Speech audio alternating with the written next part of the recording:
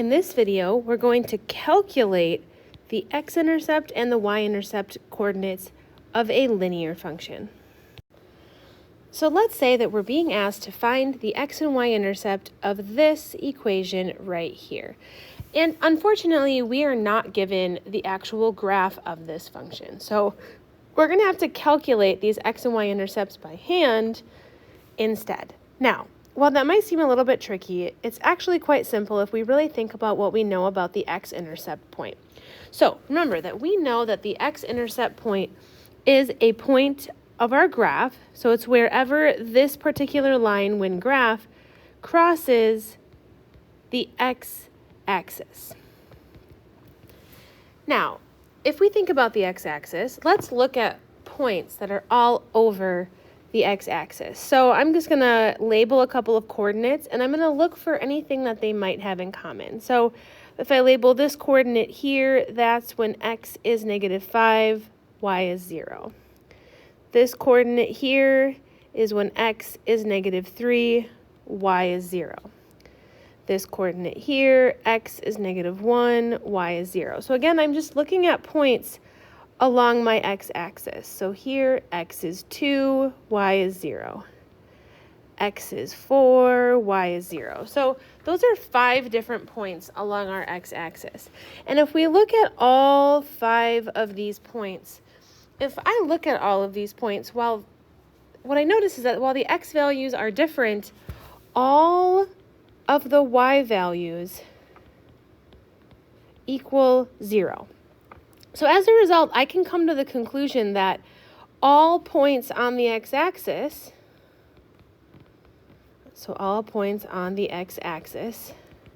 have a y value equal to 0.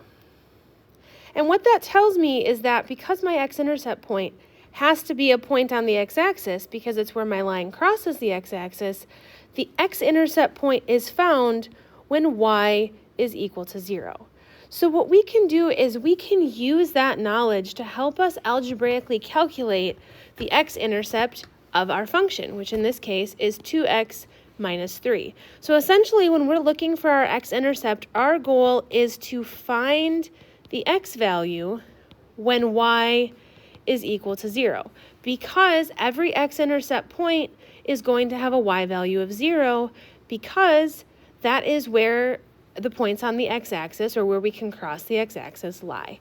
So what we can do is we can take our original function here of 2x minus 3y is equal to 12. And because we know we're looking for x, so we're going to find x when y equals 0, what we can do is we can substitute 0 in place of y and then solve for our x value to find our x-intercept point. So here we're going to leave 2x and we have minus 3 times 0 is equal to 12.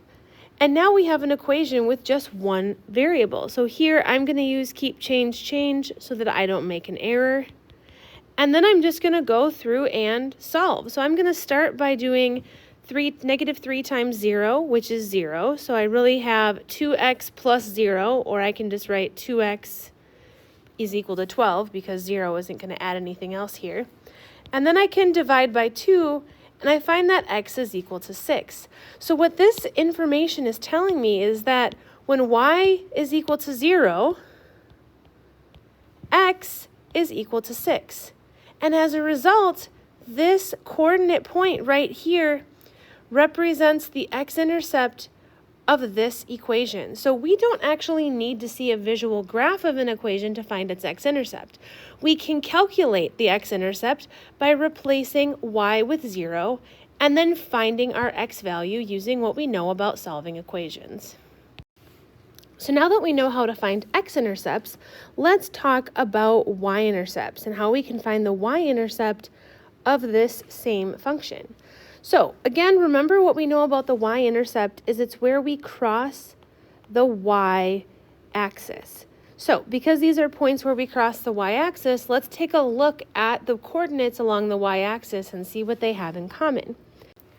So if I take a look at this coordinate here, I notice that the x value here is 0 and y is 6. Then if I take a look at this next coordinate, I have x is 0, y is 4. Here, I have x is 0, y is 2. X is 0, y is -1. So I'm just picking a combination of points to look at. X is 0, y is -3. And let's make this our last one. We have x is 0, y is -5. Now, these are all coordinates along our y-axis, and we know that our y-intercept has to lie on our y-axis. Now, if I look here, what I notice is that what all of these points have in common is they all have an x value that is equal to 0. So what that's telling us is that if a point lies on the y-axis, x has to be 0. And as a result of that, our y-intercept is going to be found when x is equal to 0. It's the coordinate point that has x equals 0. So essentially what we need to do is we need to find the y value when x equals 0. So what we can do is we can take this original function here where we have 2x minus 3y is equal to 12. And what we can do now is we can take x equals 0 and we can substitute 0 into our equation and then find the y value that pairs with it. So here we have 2x I'm now replacing with 0, and I have minus 3y is equal to 12. Then I'm going to use keep change here so I don't make an error. And now I'm going to solve for y. So here I know that 2 times 0 is just 0. So that's just going to disappear out of the equation. So I really have -3y is equal to 12. Divide by -3. And I find that when x is 0, y is -4. So what this is telling me here is that my y-intercept point, which occurs when x is 0, has a y value of -4 when x is 0. And as a result, that is my y-intercept point. So let's practice with a couple additional examples here. So we're going to find the x-intercept and the y-intercept for the function below. So I'm going to start with the x-intercept. And remember, our x-intercept is ultimately going to be a coordinate point. So I have to think about what I know about this coordinate point. And because this coordinate point lies on the x-axis, I know that I'm going to be finding my x value when y equals 0. So what I know about the x-intercept to start is that my y-coordinate is equal to 0, and I need to find x. So what I'm going to do is I'm going to take this equation, so 5x plus 3y is equal to 30, and I'm going to substitute 0 in place of y. So I have 5x plus 3 times 0 is equal to 30. Well, 3 times 0 is 0, so I have 5x is equal to 30. So then I divide each side by 5, and I find that x is equal to 6. So what this is telling me is that when y is 0, x is 6, and this, as a result, is my x-intercept point because it is where I cross the x-axis. Now, let's flip this around and see if we can find our y-intercept point. So remember, our y-intercept point is also a coordinate. It's the coordinate where we cross the y-axis. And this one, we're going to find our y value when x is equal to 0, because every point on the y-axis has an x value that is equal to 0. So what we're going to do here is we're going to go through the same process, but this time, instead of replacing y with 0, we're going to replace x with 0. So here we have 5 times 0 plus 3y is equal to 30. Well, 5 times 0 is 0, so we're just left with 3y is equal to 30. Divide both sides by 3, and y is equal to 10. So our coordinate point occurs when x is 0, y is 10, and this is the y-intercept point where we cross the y-axis. So let's take a look at an example that's set up a little bit differently here. The process is going to be the same, but you'll already notice right off the bat This equation is written differently than the other equations that we've looked at. But let's apply what we know and see what we can find. So our goal is still to find x and y intercepts. So let's start with our x-intercept point. And remember, what we know about our x-intercept point hasn't changed. Our goal is to find the x value when our y value is equal to 0, because every single coordinate point on the x-axis, which is where our x-intercept will occur, has a y value equal to 0. So let's go ahead and take this equation. So we have y equals 2x minus 10, and let's replace y with 0. So I now have 0 is equal to 2x minus 10.